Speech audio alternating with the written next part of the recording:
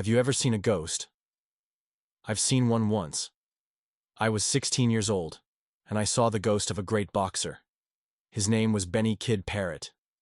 He came to me in a dream, and he looked sad. He said, "I'm looking for my soul.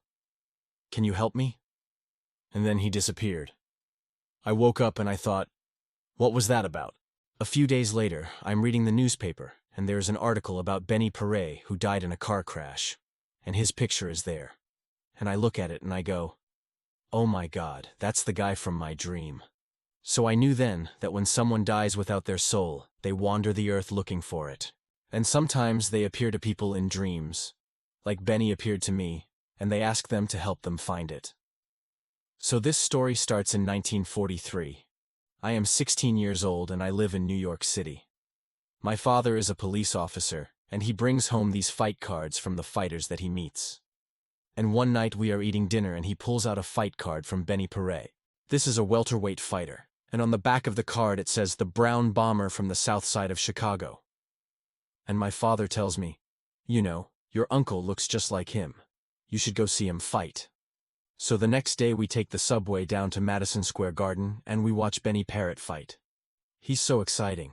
He fights with a lot of heart, but he's not very good technically. But the crowd loves him because he's got this great personality and he's very brave.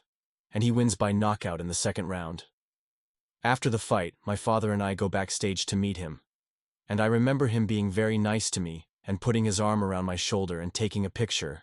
We get the picture developed and we put it on the refrigerator. And every time I look at it, I want to be just like Benny Parrott. So my father takes me to see some other fights, and soon I'm going to these fights by myself. And I become a boxing fan. And I read everything I can about boxing and I study the sport. And when I'm 18, I join the army. And after I get out of the army, I start training to become a boxer. Now while I'm training to be a boxer, I hear that Benny Parrott has come out of retirement. And one night I'm watching television and I see him fight. And he looks terrible. He's slow and he's off balance. And his opponent knocks him out in the first round. And I think to myself, that's not Benny the Kid Parrott. That's not the guy I saw all those years ago. What happened to him? Well, after the fight, I read in the newspapers that Benny Parrott has been drinking heavily, and he has a problem with the law, and he's just not the same. And I feel sorry for him because he's a great fighter, and he's throwing away his career, and I wish I could help him.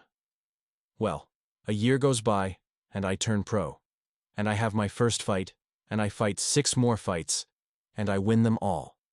And then one day I get a phone call from a promoter, and he says, I want you to fight Benny Parrott. And I say, I can't fight Benny Parrott. He's my idol. I'm his biggest fan. How could I fight him? And the promoter says, he needs this fight and you need this fight, so let's make it happen. And I say, okay. So I get in the ring and I'm fighting Benny Parrott and I'm winning the fight easily. But as I'm winning the fight, I'm hitting him with punches that I never hit anybody with.